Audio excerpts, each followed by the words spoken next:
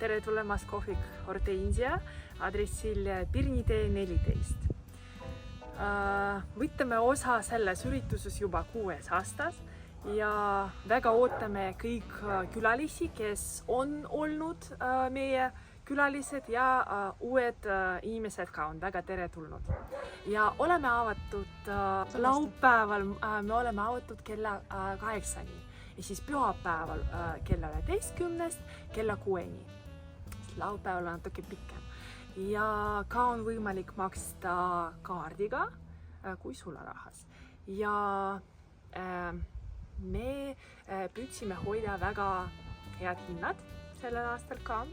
Ja te leiate meie kohvikust meie hitid, borš, külm, supakroškad, kartulisraasid hakklihaga ja teised väga magusad toitud, siis on väga palju maiustusi erinevatest tordidest saiani.